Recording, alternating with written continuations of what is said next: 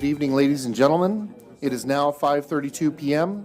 Welcome to the Planning and Zoning Commission work session of Monday, October 6, 2025. Did anyone sign up to speak on any item listed on the work session agenda? We have Ms. Christina Winters for 2024-394ZC, and we have Rita Lukanen for 2025-361ZC. And if you'll speak at the... Okay, yeah. Was there anybody wanting to speak now as opposed to during the public hearing later? Okay, great. All right, then let's keep going. Report on the City Council meeting decisions of October 23rd, 2025. Is there anything further beyond what was in our packet? No? Okay. All right. Then we'll move on to review of the public hearing items. Okay, on your consent agenda, you have had a few things that moved around a little bit. Just wanted to note that item number 5, the correct case number for that should be 2025-231-PL.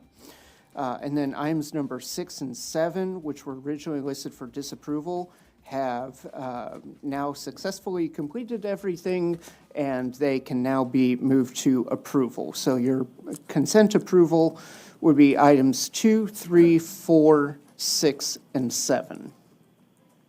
And only one item in the disapproval, which would be the properly numbered 2025-231-PL.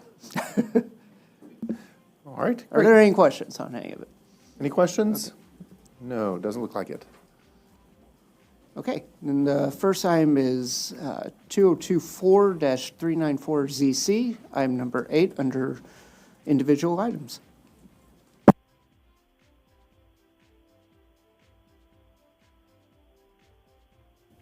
There we go. Good evening, Commissioners. Gina Costanza-Grant with the Planning Department.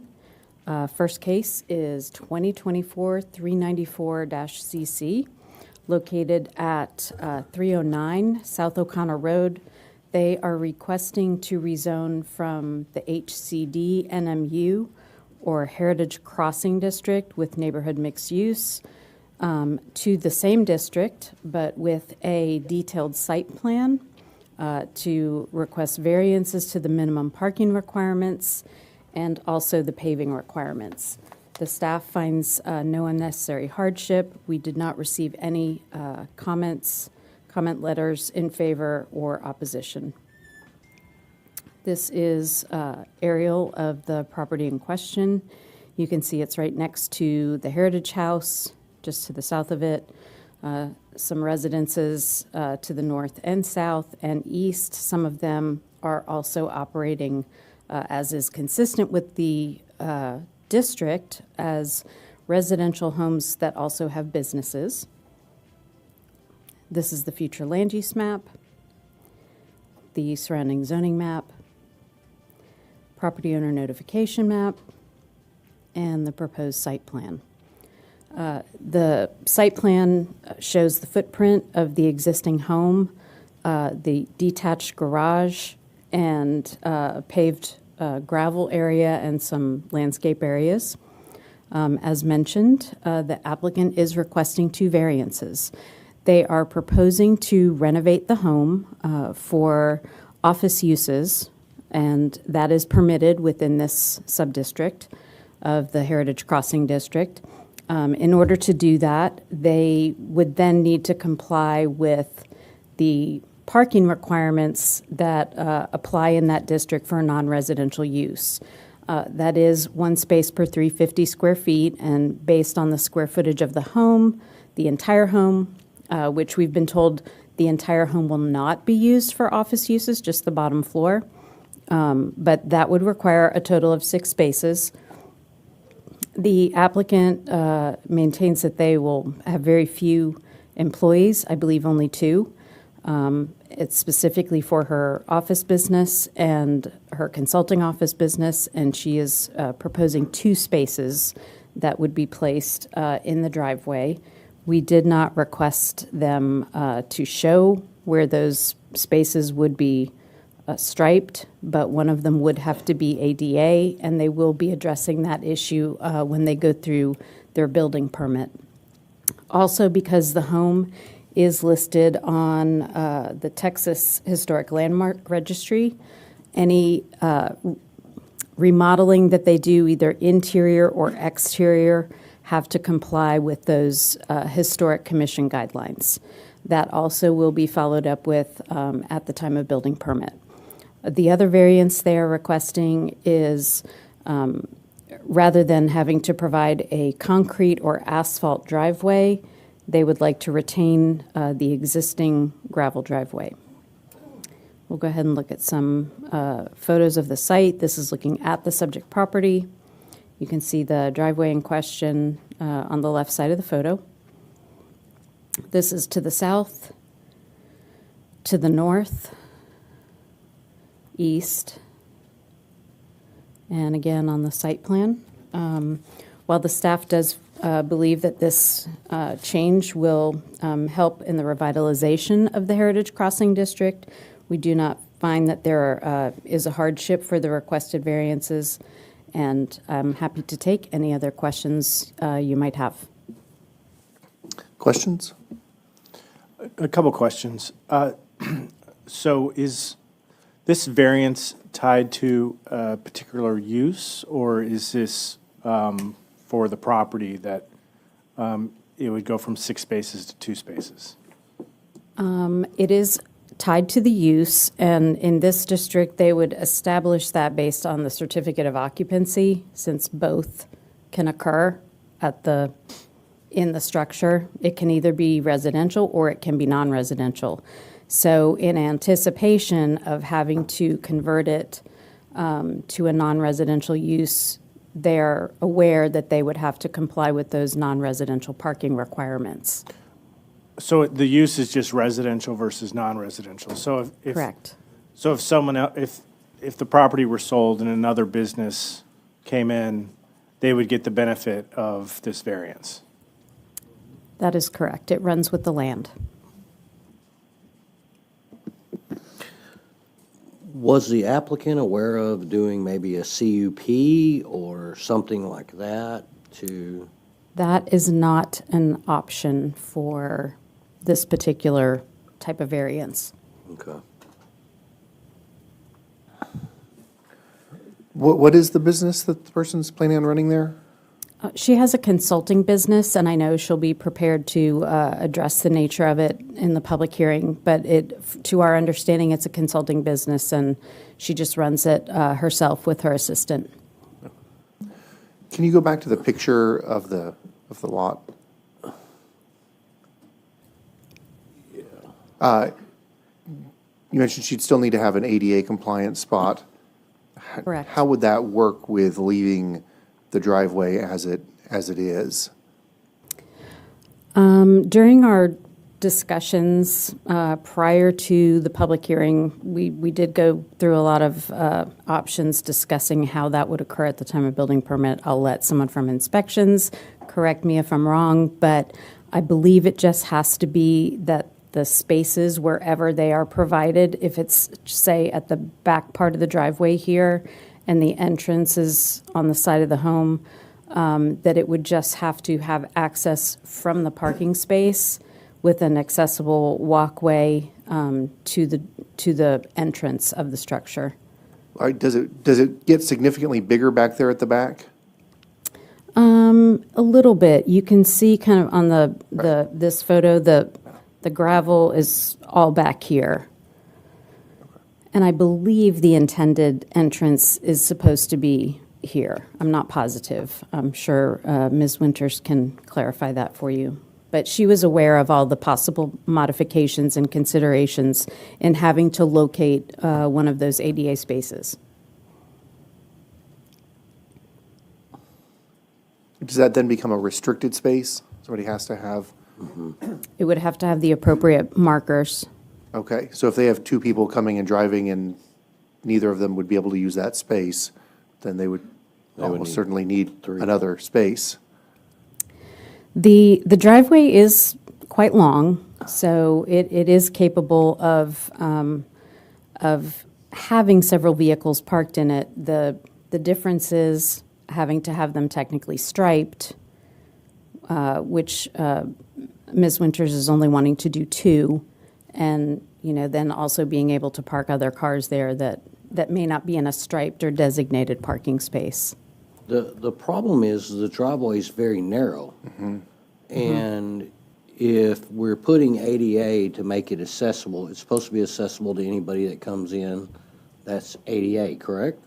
Yes. That has a disability. So if we park cars in the driveway, you're almost gonna have to move a car to get one To to the get to the back of ADA the. spot, yeah. Get to the back of the property. We did also have some discussions with the applicant about possible exemptions from ADA for historic properties, but no one was certain at the time as to what those might be. She hasn't gone down that road yet. She hasn't gone that far with looking at modifications for building permit purposes. So that's why I think she was asking for some flexibility in just having the 2 spaces allocated. If I'm correct, and maybe building inspections can help me on this, but it's an automatic state requirement on anything over 50,000, correct? Let me hit the right button. Yeah, that is correct. Okay. Anything over 50 is required to be registered with TDLR. There have been some conversations, and this is really up to the building official, over the number of employees. Does ADA kick in at a certain position or a certain number of employees? The real issue here is not necessarily the parking spaces, but if you give someone an accessible space, you have to give them an accessible route into the Correct. building. That's going to be the challenge. If that is required, and again, I'm going to defer to the building official, but the space is one thing, but getting them into a building of this age, I'm sure it's pier and beam. But it's also been my understanding, as far as being in development and dealing with things, is that if you put in an ADA spot, you have to make sure it's got clear access. Oh, yeah. At all times to that ADA spot. Yeah. You cannot block it, restrict it, or. That's correct. Anything else. So that's my concern about putting the ADA at the back and being a narrow driveway. Yeah, nobody can park in the driveway. Yeah, that's my because that would first block it. concern.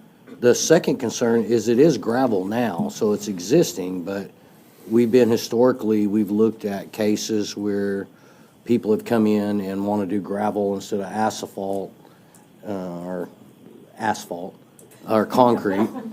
I have a bad habit of saying it that way.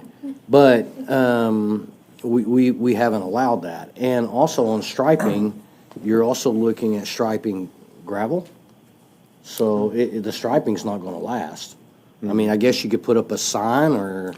And gravel's not acceptable surface for an ADA. accessible ADA. Yeah, space. it's not acceptable It has for. to be a hard surface. Yeah, So the ADA spot and the access from that spot to the building would all have to be redone. Yeah. But that's also up in the air, right? We don't know if ADA requirement Yeah. is there or not, so. Well, and that's a good point. That's going to be the building official's interpretation.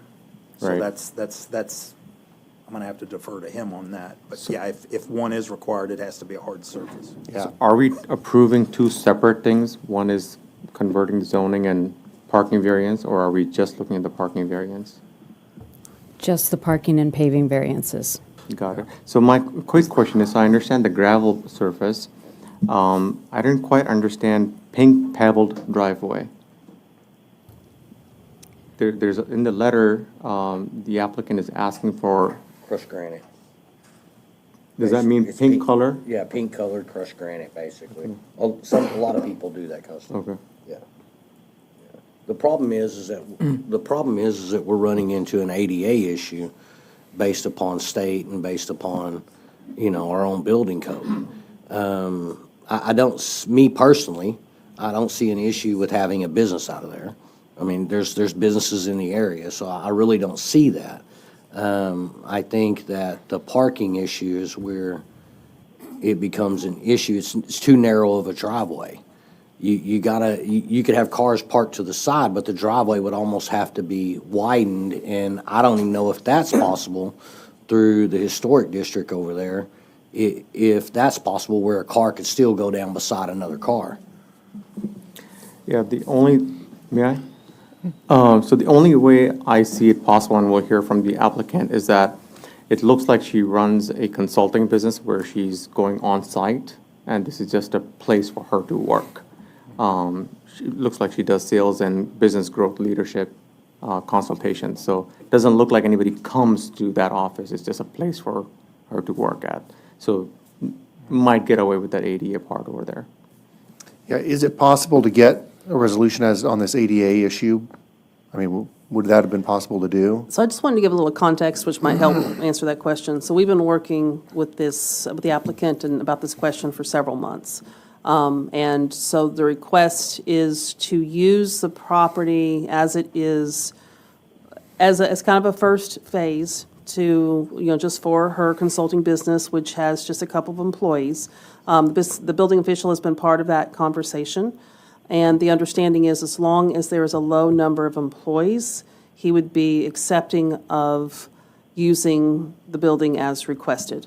Once the use changes, you add employees, you start to expand the use of the building, then his interpretation was that you would require the ramps and some construction necessary to allow for that ADA accessibility. So he's indicated that he was okay with this very small occupancy at this time, but if it were to increase, then the ADA would be required. So, I mean, and that kind of raises some of the question that Daniel was bringing up.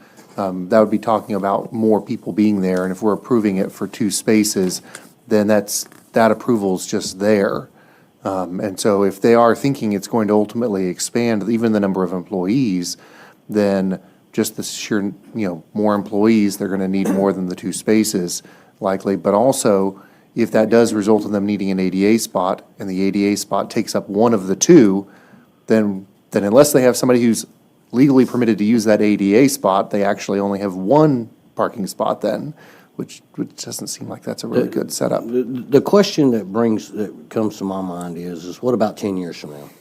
What about when the property sells, it goes somewhere? It's still got this variance attached to it. So how do we as a city even come back to that variance? Well, they wouldn't be able to issue a certificate of occupancy for a change in use unless Yeah, but a change in use would have to be, I mean, it already has enough spacing for the residential use that it has. So if it changes to commercial or to non-residential, and we approve 2 spaces, 10 years down the road, somebody just changes which commercial, it still has approval for 2 spaces, right? Correct.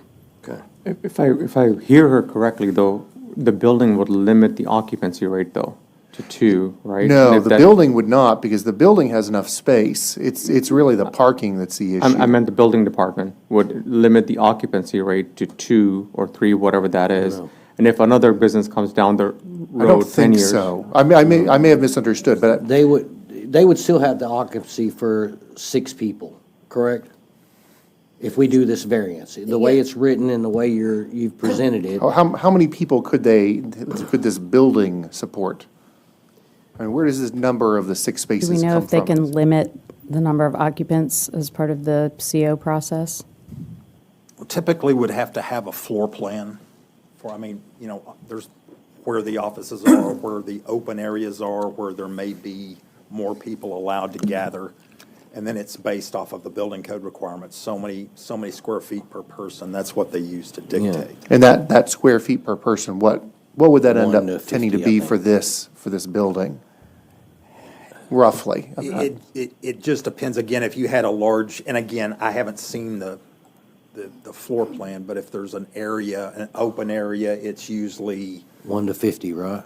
something like that. Yeah, it's a ratio of 1 to 50 Depending on the square feet. actual use, sometimes it can be 1 to 15 if it's, Yeah. intended as an assembly, which obviously this Yeah, isn't. but I think it's 1 to 50 ratio Yeah, as there's a far as ratio that they use something like based off that. what So, the I mean, you could put quite a bit of people Yeah, in so you could- 1,800, yeah. 2,000 square feet. I mean, right now, right now, they're only planning on using the first floor, and that makes sense in terms of, but if they're, especially if expansion is their idea, then it doesn't seem like it makes sense to approve a reduced number of parking spaces. So I guess the question stands, which is, are we allowed to limit the occupancy rate? Is there a way to do that? No. I'm not aware that there is. Okay, thank you. Well, my concern is you have a second floor. It's easy enough to expand to a second floor, and enforcement then becomes very challenging. And we'd want her to be able to do that. I mean, Yeah. that would be a good thing for businesses being successful, and she's able to expand. But if it's been then set up, Or it could also not be, enough parking, it could that's how also you set still it. be residential on the second floor, correct? Correct. Was there a thought during discussion about possibly just widening the driveway? I mean, did that get discussed as far as an option, or? My understanding was that the applicant was very interested in keeping the existing visual residential appearance. So she was not really wanting to change that appearance and widen it. Okay. Hey, what's the lot width?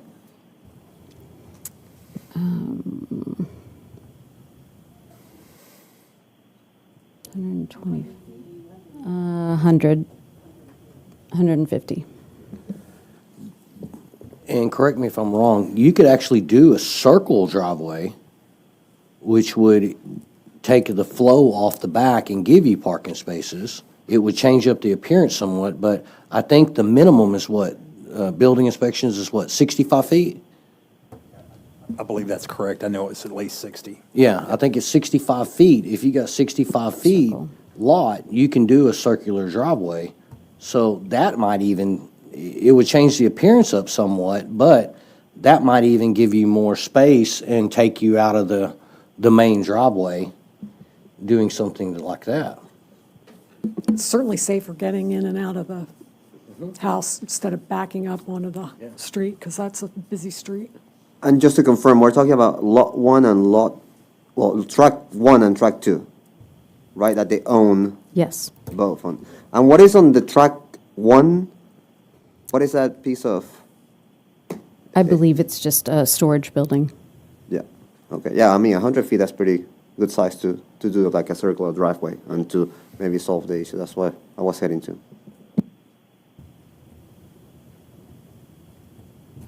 Any other questions? Oh, One question. Do y'all know have y'all had discussions with the heritage people to see what their thought is and what was their recommendation on, because they're not here right now, so can you give us what their thought process was?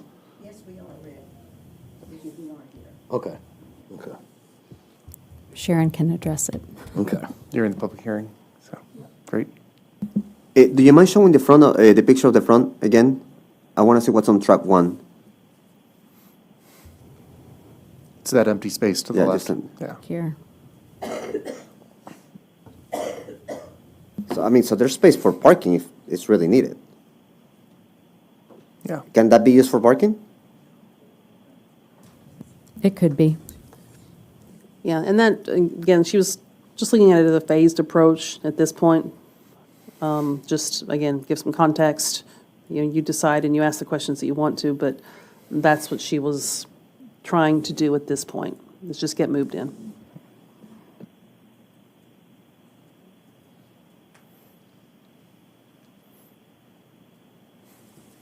Any other questions? All right, then let's go on to the next one.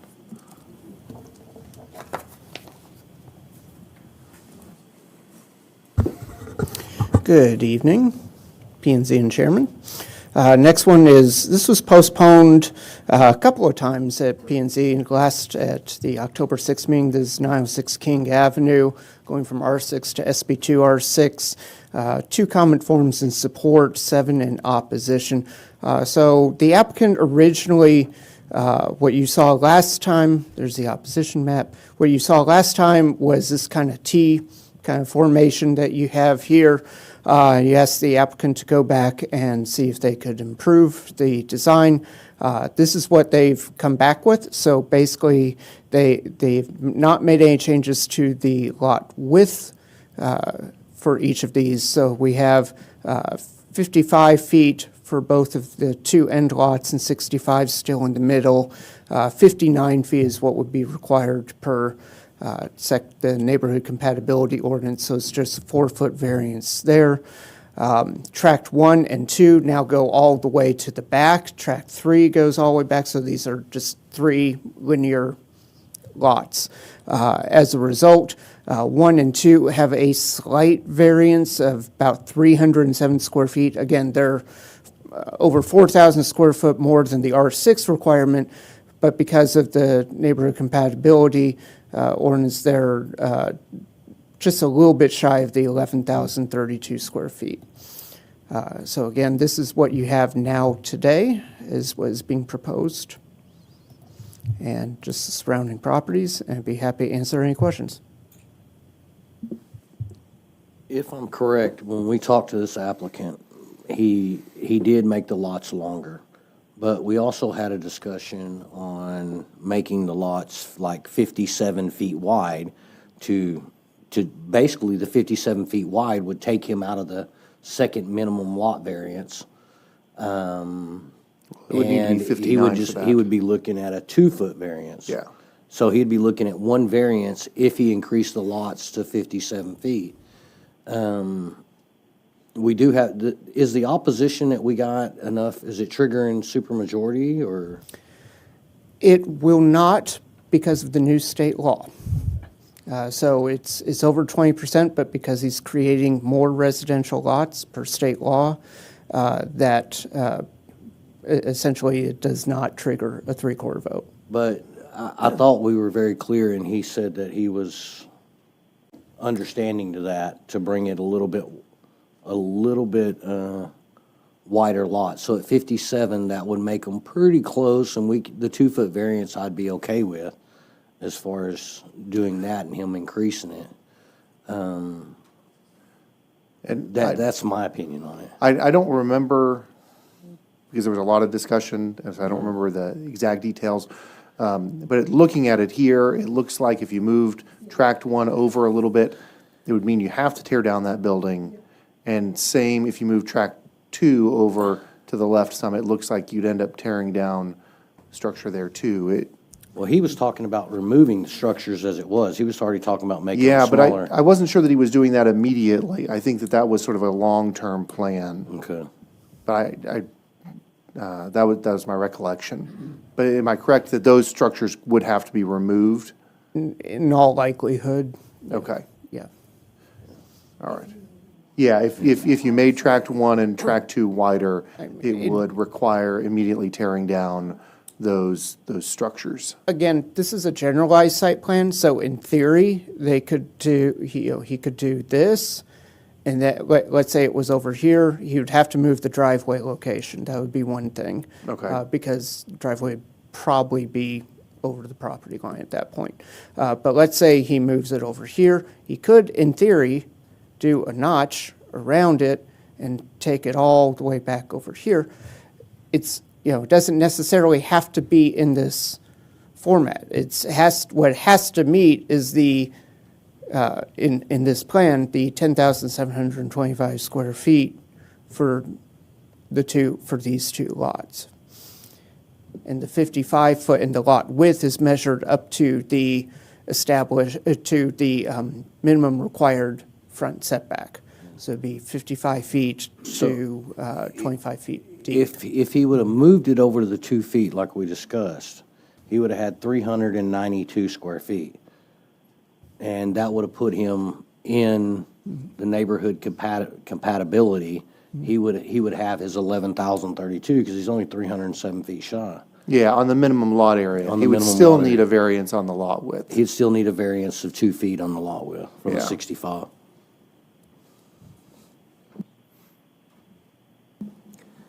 And if I'm not mistaken, from track 1, if he does extend it, that's just a frame structure, I think either a shed or storage or something. That might be right, I don't remember now. Yeah, it's not like a Yeah. major. Yeah, the applicant will be here tonight. and But ask some moving it over questions. would require moving the driveway as well, you said, right, Ken? Or like, Potentially, I mean, I'm not sure exactly where that falls. Cody, I'm looking at this with the curb return over here. So technically, you're not supposed to have any part of the radius crossing the property line unless you grant a mutual access easement, which he could do if he replats. So I guess it could stay there. He just had to grant himself an easement. But Okay. preferably you'd move it over where you're not overlapping property lines. And it's my understanding that he's going to tear down the house and rebuild another one there. That's the game plan. In the future. Yeah, but not now. Is there a fence around track 3? Is there, sorry? A fence?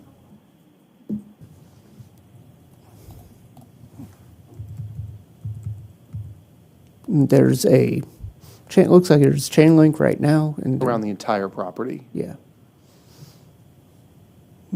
Hard to tell from that photo.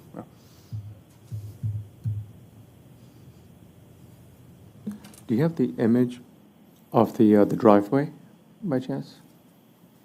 Of track 3? Or any image of what that structure looks like? Okay, so if he moves 2 feet over, so is that storage area that would be compromised? Yeah, to the right. Yeah, it's further to the right. It's, behind the tree. That's the house. Yeah. Yeah, there. Yeah.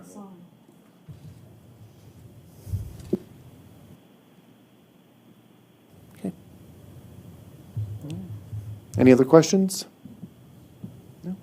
All right. Let's go on to the next one.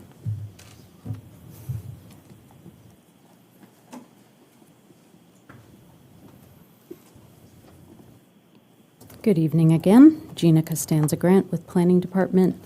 Next case is 2025-140-ZC, located at 1301 Ronnie Drive.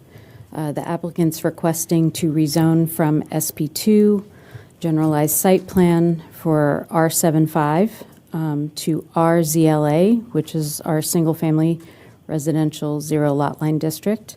The staff recommendation is approval, and we did not receive any comment responses in support or opposition. This is aerial of the site, future land use, zoning,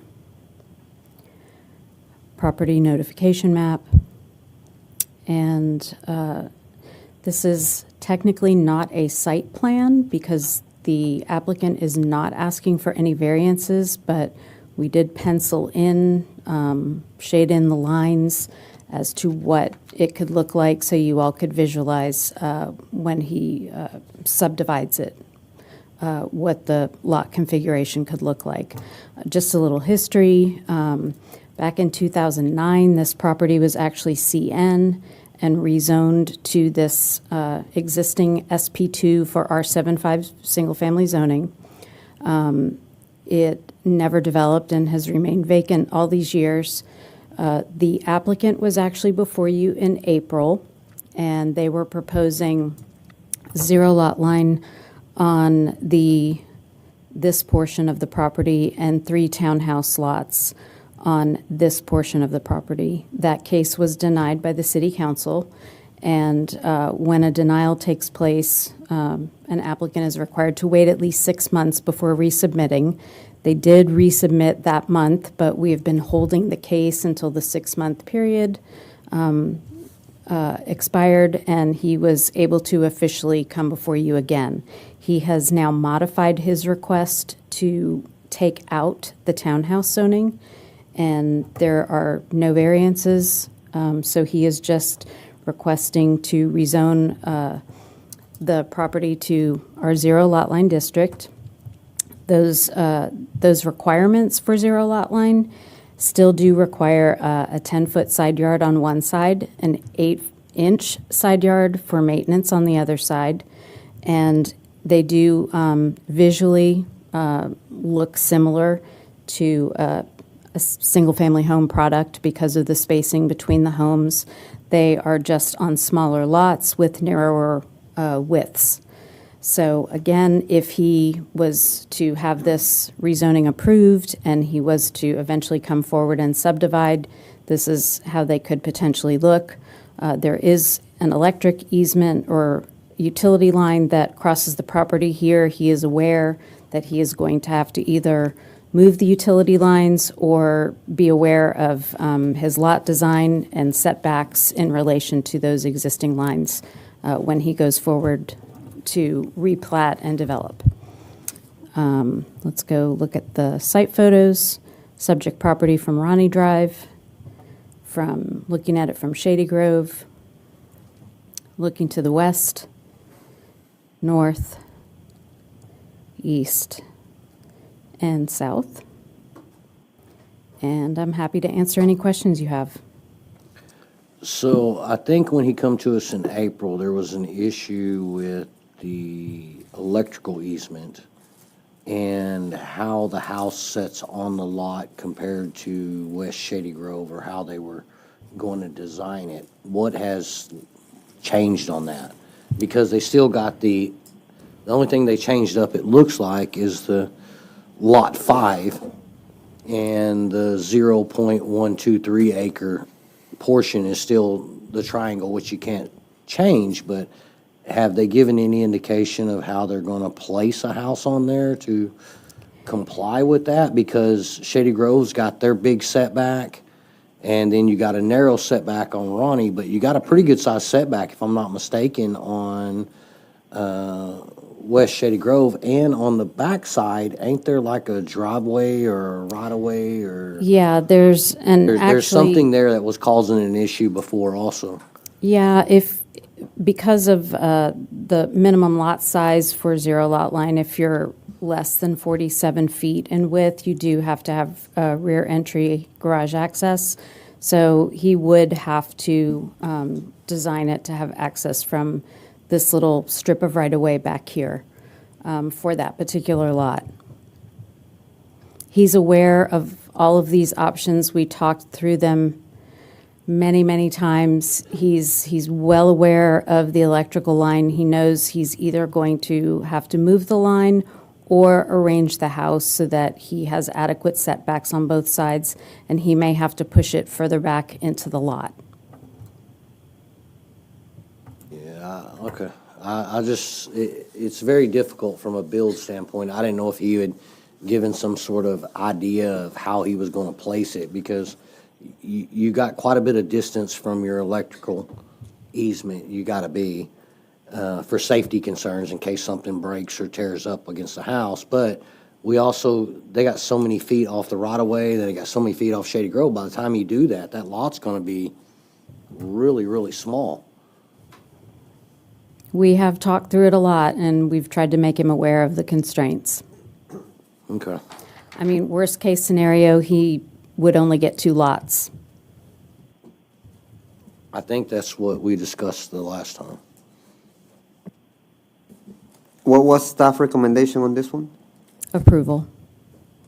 It is consistent with the master plan. There was a master plan amendment, a future land use plan amendment that went forward with the previous case for compact neighborhood from local commercial. That was actually approved by council. They just did not approve the rezoning. So staff is saying approval based upon what he's wanting to build as far as single family, not necessarily how the lots are laid out, correct? Correct. It is a compatible land use with the future land use designation. Okay. And the city council already changed the comprehensive plan to match basically what he's trying to do, as opposed to the current zoning, the 7.5. Correct. There are several districts he could build in the compact neighborhood, one of which, the least intense of which, I believe, is the zero lot line. Okay. Me personally, I really don't have any issue with them building on Lot 5. I guess let's just say Lot 4. I don't know what it is. It's not marked, but the one on the Shady Grove, I think that's going to be a very difficult, very challenging lot as far as the layout. I don't know. Yeah, but that'll be a question of the complying with the building code. He'll have to replat, and he will for sure have to figure it out by the time he replats. We're And gonna be he- left with the He did picture. have, Right now, the whole thing's empty, so if it has houses on 2 out of the 3, then, he did have an architect at the time that he was working with, so hopefully they can assist him. all right, any other questions? No? Let's go on to the next one. Okay, next item on your agenda is the conditional use permit, also postponed from October 6th, 2500 block of West LBJ for an automatic car wash. Staff recommendations for approval for an indefinite time period. We have no comment forms in support or opposition. So this is at the corner of Home Depot and LBJ. Just refresh you, last time you saw the site plan and you asked to see some elevations and building and landscaping plans. They have provided that. I will let you know and remind you that, of course, the building elevations in this area are not subject for approval, so they could change from what they're showing right here. But this is what they have submitted as kind of the elevation. So here would be Home Depot Drive, and this would be the 635 side over here. They have some renderings of what they think it'll look like.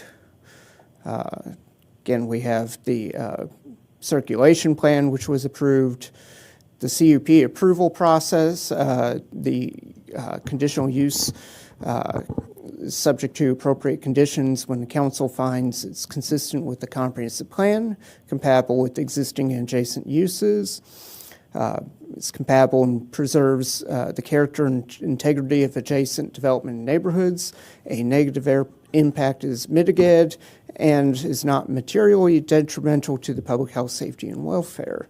There are a number of limitations that you can do.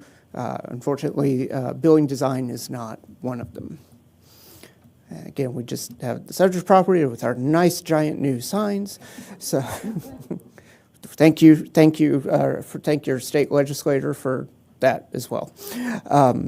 So with that, I'd be happy to answer any questions.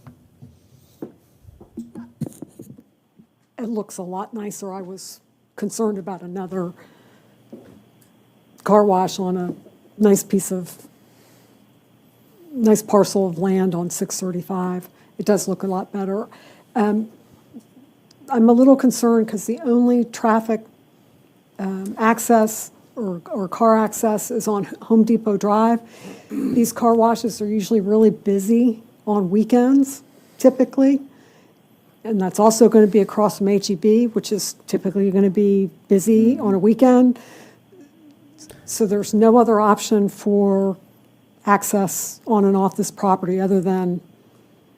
Well, their access is not going to be off Home Depot Drive. Their access is actually to this mutual access easement, which exists right now, which would go out to Home Depot Drive. So it's not a new driveway going into Home Depot Drive. It would be just using the existing driveway. And will that be a stop sign onto Home Depot Drive? I'll defer to Cody on that. It won't be a stop light, No, it wouldn't stop sign. qualify for a traffic signal, I don't believe, Yeah. at least not now. There should be an existing stop sign. If not, when you're exiting a driveway, you're supposed to stop, so. Effectively, it is a stop sign. I believe there is one there. On that road, if you head west, can you get out of the car wash by heading west? Yeah, it looks like you Yeah, can. that mutual access runs to the west to the next street, so it serves the entire commercial block. Yeah, I've gotten caught turning on that road before when I really meant to turn into Home Depot.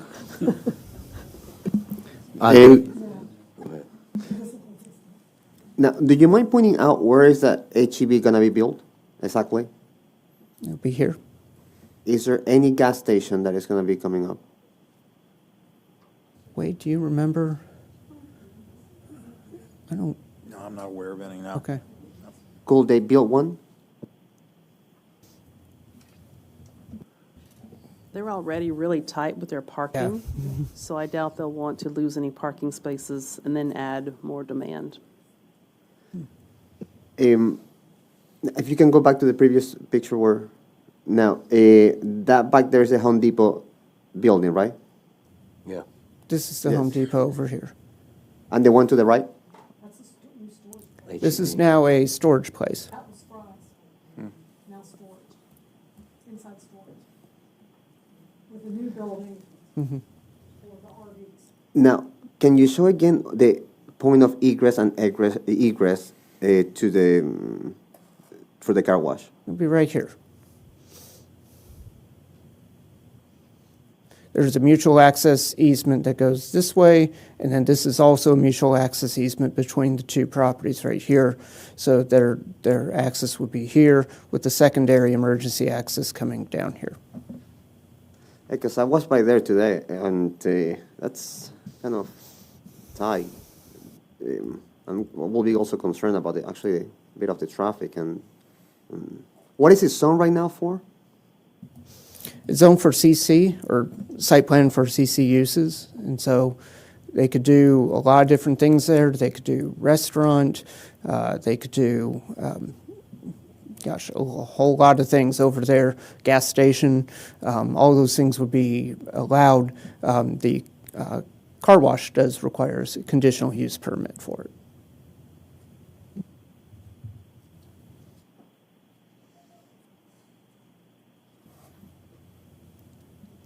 I would like to just make a comment. I do like the idea that they put up shrubs like we discussed the last time as far as letting them, being able to let them grow and sort of block some of the view.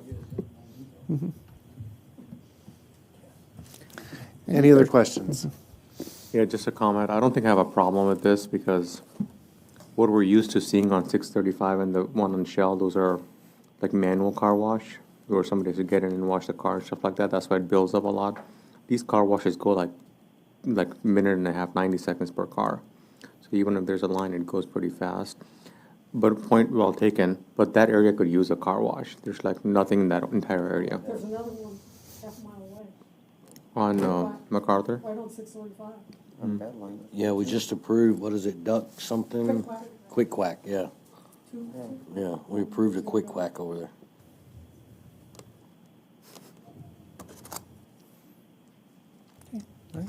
Any other questions? Commissioner Ahmed, do you have another question? No, sir. Okay. All right, then let's go on to the next one.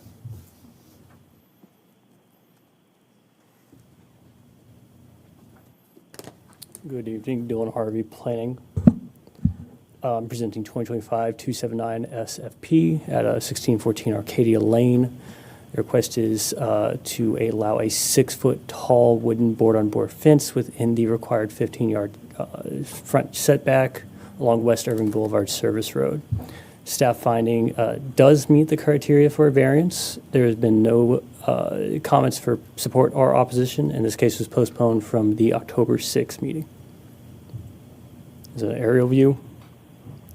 Closer aerial view kind of shows where the fence is, where the current fence is, and where I believe the proposed fence will be. Surrounding zoning, notification map, site plan. Again, they're requesting a 6-foot tall board-on-board fence within that 15-yard front yard setback. It'll be 1 foot behind the sidewalk along the West Irving Boulevard, and it will be about a 7-foot variance. When looking at special fence plans, the staff looks at the following criteria. Does it violate the intent of the chapter? Will not adversely affect the surrounding properties? Will not adversely affect the public safety? And are any special conditions that exist? The subject property. The subject property looking from West Irving Boulevard. This is where the current fence is. The commercial lot that is that has its front yard, which is making this a front yard setback. A look from the commercial lot, so behind the subject property. Then, any questions? Any questions? No, it doesn't look like it. Awesome. Thank you. Thank you.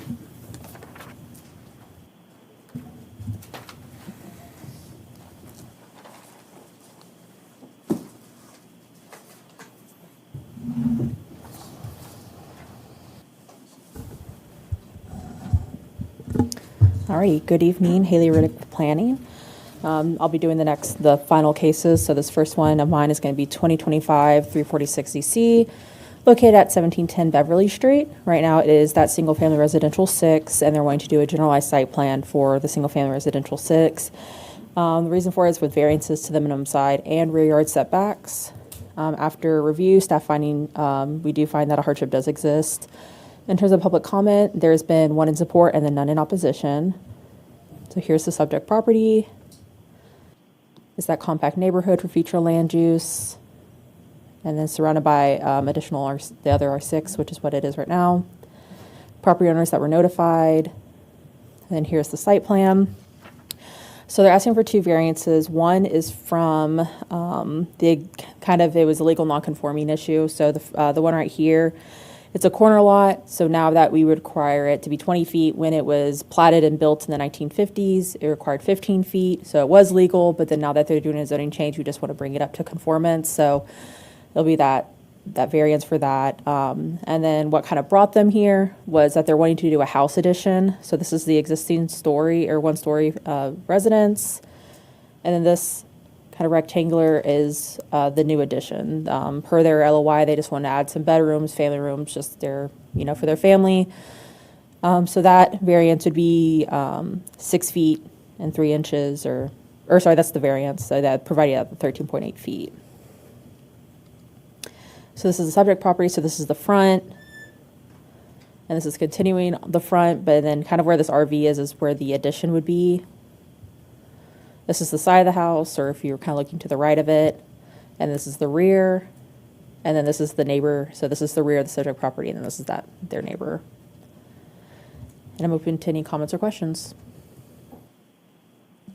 Would you go back to pictures? One more. All right. The property to the left there, is that behind the tree, is that their property? So like where the shed is? Yeah. Yeah, this is all their lot. Which is full of trucks and cars now. These photos were taken a few weeks ago. This is what they had. I don't know, maybe that's changed. So, Yeah, it has. okay.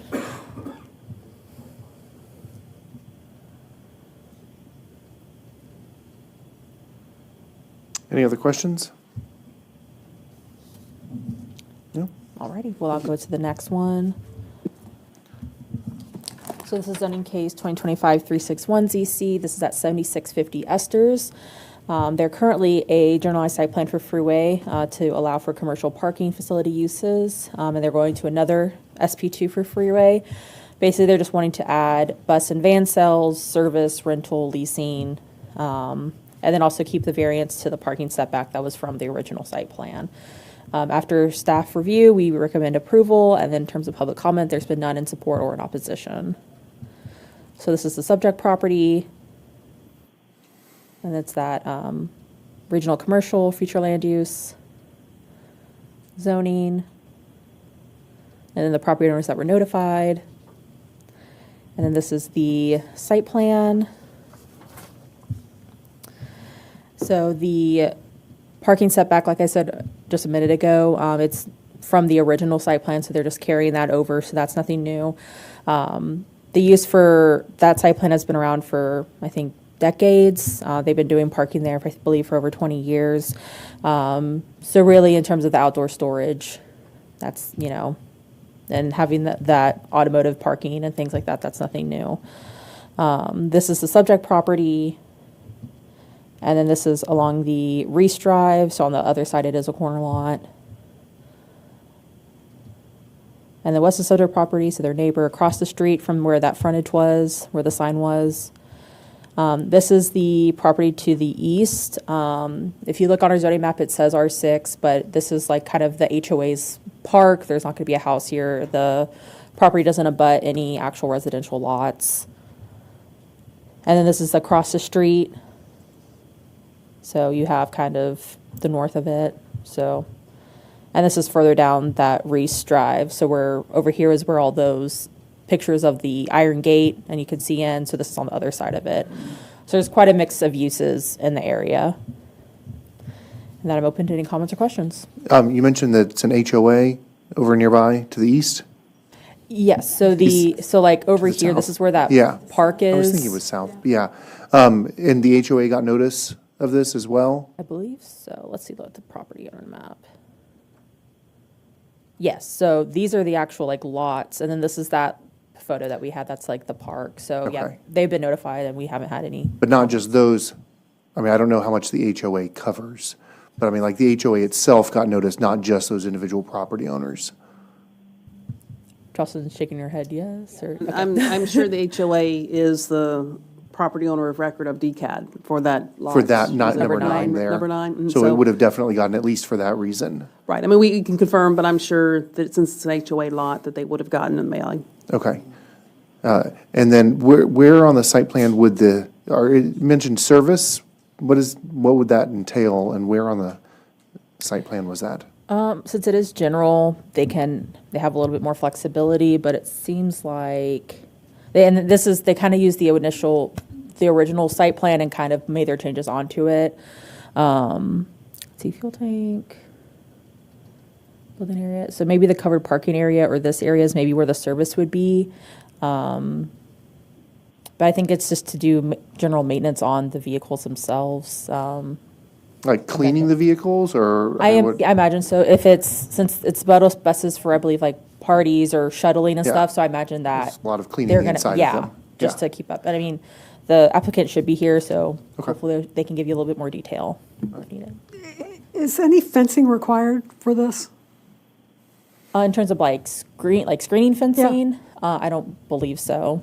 There's currently that iron rod gate. Yeah, can you go but- back? Because I missed that when I was on the property. Yeah, so it's mostly it's on along Reese. yeah, Okay. because you probably, when you drove by it, you were probably over here. Yeah, and I And that was, doesn't have fence, but just on the side it does, so. Because, yeah, if you're going to here, yeah, there's Yeah. no here, but along this road that's right here, that's where the photos you just saw came from. so all they're doing is asking for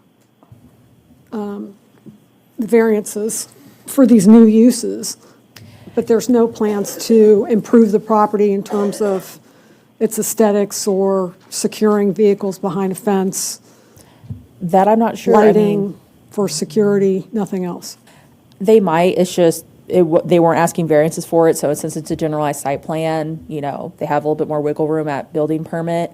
That's something you can definitely ask them. I believe it's new owners that are taking over, so they might have someone to do that. So yeah, just basically from parking, the cars will still be there, but now it's to be rented or sale or lease, and they're sticking to buses and vans, it seems like, so. All right. Any other questions? No? Oh, then let's go on to the next one. All righty. And then my next one is 2025-362ZC. This is at 1101 West Royal Lane. This one might look a little familiar to you. We recently had a case on this. It's right now, they're recently rezoned to SB2 for mixed use, and then the State Highway 161 overlay. Now they're wanting to do half the property to be SP1 RAB. This is for the Kirby Ice House. So half the property on the west side is going to be the mixed use with the mixed use residential and commercial, and then on the right is going to be that Kirby Ice House, so that restaurant with alcohol. After staff review, recommendation is for approval. In terms of public comments, there has been one response in support and none in opposition.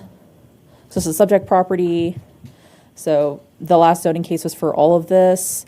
So this is where like I said, the multifamily is going to be and some commercial, and this is where the Kirby Ice House is going to be. Future land use is that community village, and then zoning, so a lot of freeway. Property owners that were notified, and then this is their site plan. Let's see. They're not asking for any variances, no parking variances. They're just asking for the use to be allowed. And I'm open to any comments or questions. Any questions? No, doesn't look like it. Okay. Right. this And then is the the last one subject is the one that they're wanting postponed, right? Yes. Okay. Do you want to address it, or No. we're good? Yeah. Okay. They're coming back to y'all to try and work out some details. and then they want us to postpone it till January 5th. Correct. Great, Awesome. Well, then that's all I have. great. Okay, so that's the public hearing items. Commissioners report from the October 22nd to 24th Texas APA Conference in College Station. Do we have commissioners willing to report back to us on it? I'll start.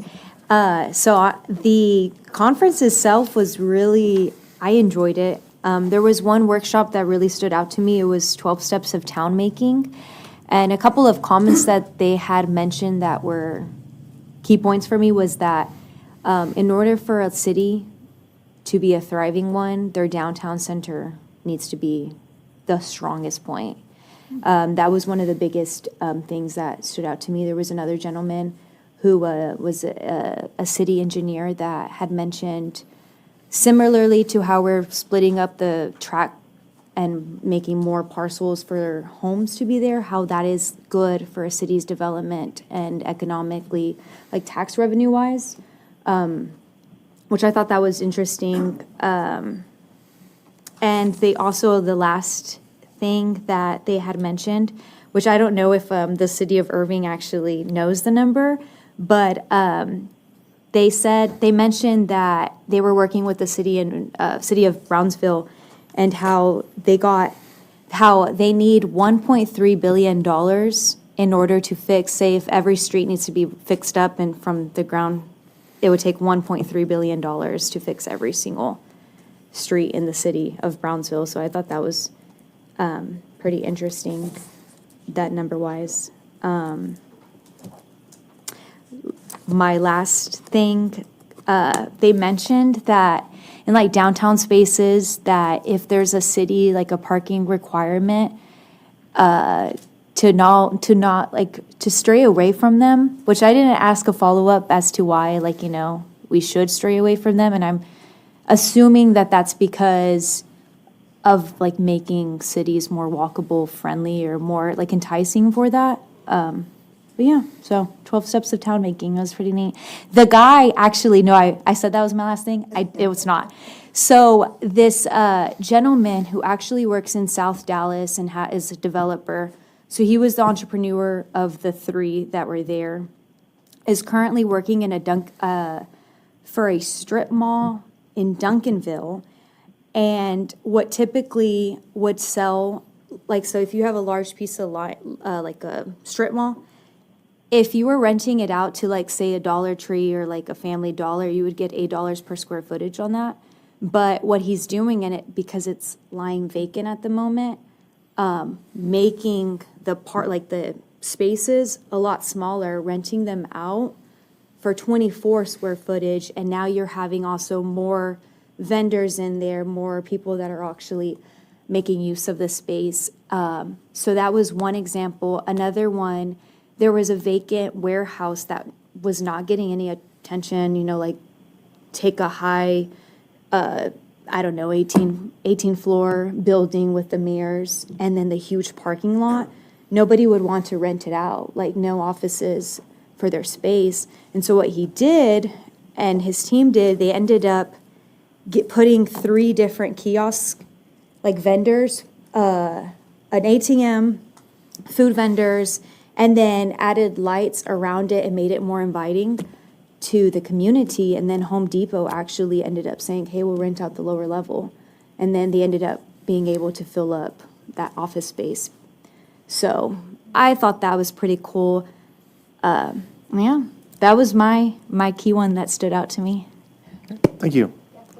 Yeah. Anybody else? Yeah, I can read a few notes I took, and for example, planning is about creating a better place to live, work, and play. That's something I think important we gotta keep in mind whenever we're talking. City of La Marquis, it's about to go bankrupt because they haven't raised taxes in so long that they're about to go bankrupt.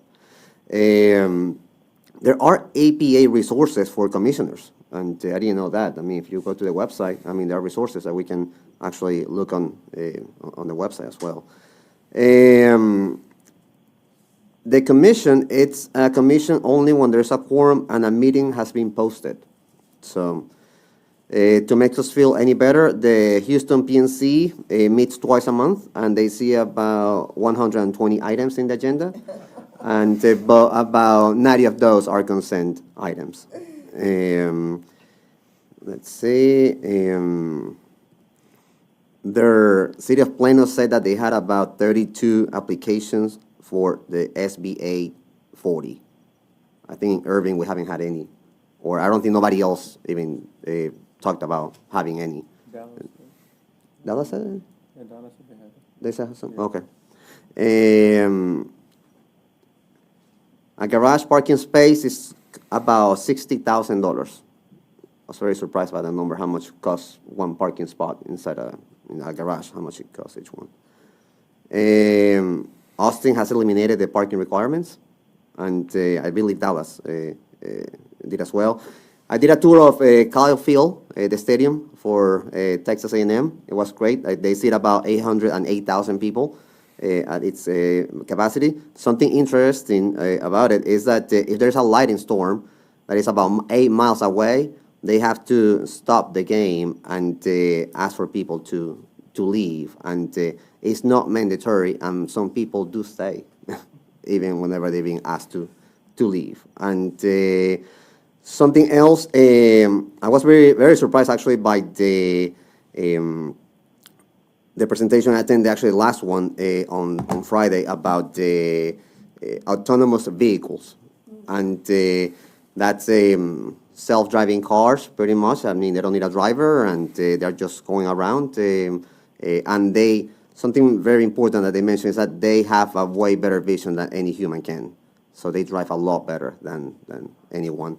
City of Austin they have had about 80 incident calls, and in a year for these autonomous vehicles. I mean, that's pretty low, and no death.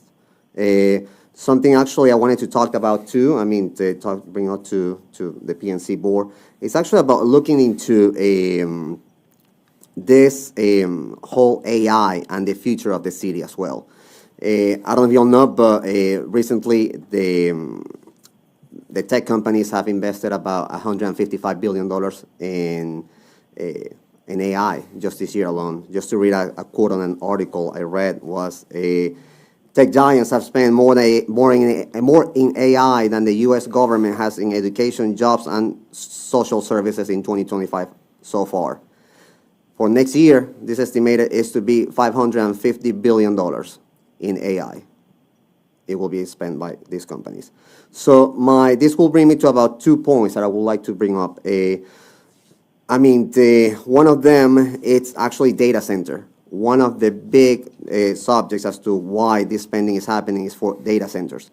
And I would like to actually, if it's possible, to bring somebody, actually two, one who really loves data centers and one who doesn't. I want to know the pros and the cons of each one. I mean, are they really good or bad for the city? Do we want them here? Because I believe there's a lot more to come. Plano just, data center company in Plano just struck a deal for $40 billion. They own, I think, about 50 data centers throughout the U.S.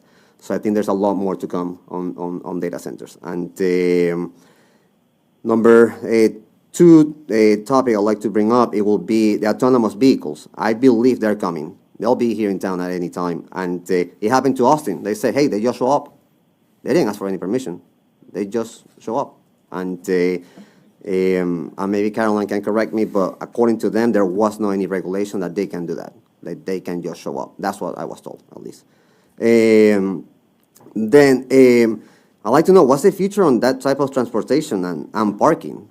I mean, we're talking about parking today, but what are we looking at future-wise? I mean, I'd like for Irving to be known as somebody who was planning for the future, thinking about what's happening. The data is out there. The data is telling us this is happening. This is coming. Are we going to be ahead of it, or are we just going to be reacting to it?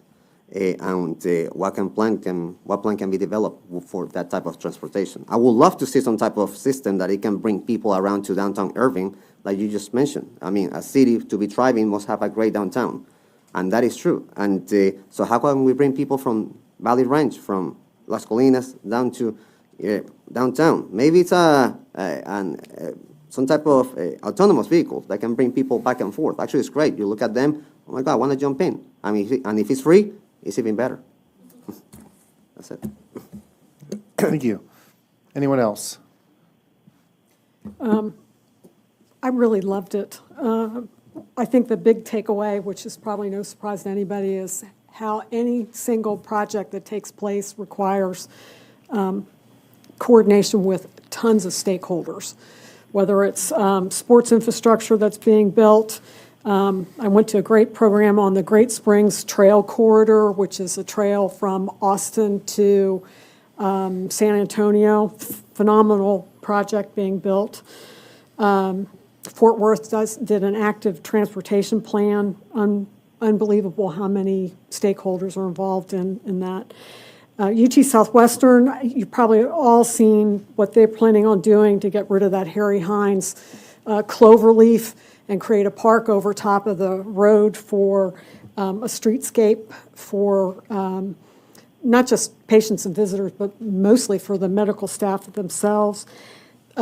The thing I loved the most was the last one, which was on the space industry.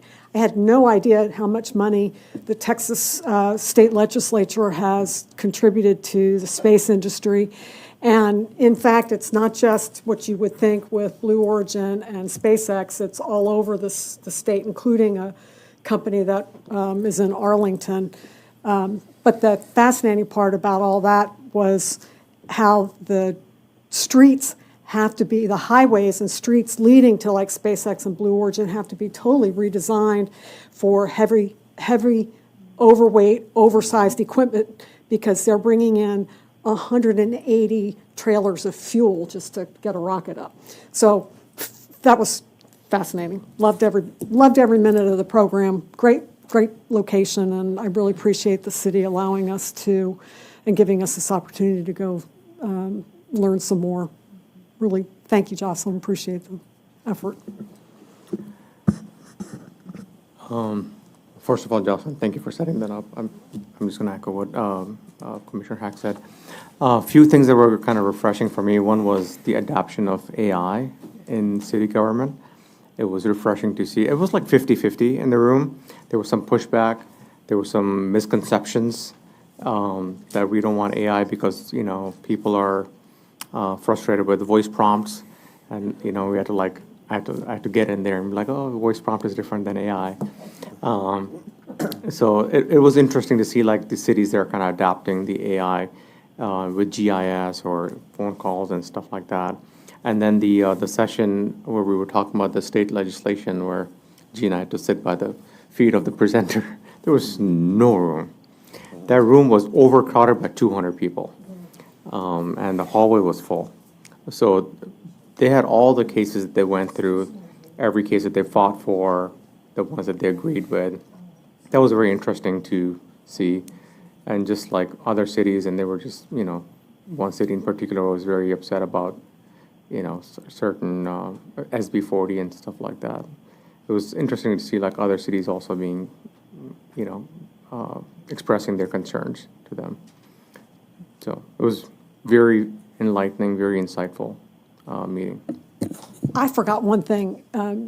Gerald mentioned about the autonomous vehicles in Austin, and I saw a video not too long ago of a Waymo vehicle that went a little nuts and kept driving around in circles, and the guy was in the back seat. But he makes a phone call to an 800 number, and the 800 number guy resets the car, and it stops and goes about its business. And I thought, the 800 number people were like in Phoenix. Just bizarre. But yeah, it was driving around in circles. How funny. That sounds like my robo vacuum. Yeah, they talked about that too, about those things. They show a little bit of some videos and what issues they have had. Sometimes if they, where the autonomous car just drives over a fire hose, for a fire truck. And so, because they cannot really see fire hoses. So, yeah. Yeah, just to echo what Commissioner Sanguino said, I think we have to be a little bit forward vision looking, like from technology perspective, what's coming, what can we do now to get ready for it? I think some level of vision for that would be good, as we're kind of like in that planning mode and stuff. That don't mean that AI replaces us, so. You know, somebody made a very good comment that you won't lose your job to AI, you will lose your job to somebody who knows AI. All right, well, thank you. Oh, just a quick, I do believe police will have I think the city of Irving is already using drones and for assist with calls, but I do believe police will have a lot of assistance with this, and I think the future will really, I don't think there will be really humans, honestly, as police. I mean, it will be just, what will be risking a police officer? Just RoboCop. Huh? Yeah, maybe, yeah. Yeah. All right, well, thank you all very much. I appreciate your insights from the meeting. It's great that y'all were able to go. All right, that's the last on that report. Any future agenda items anybody wants to mention they'd like to see on an agenda some point in the future?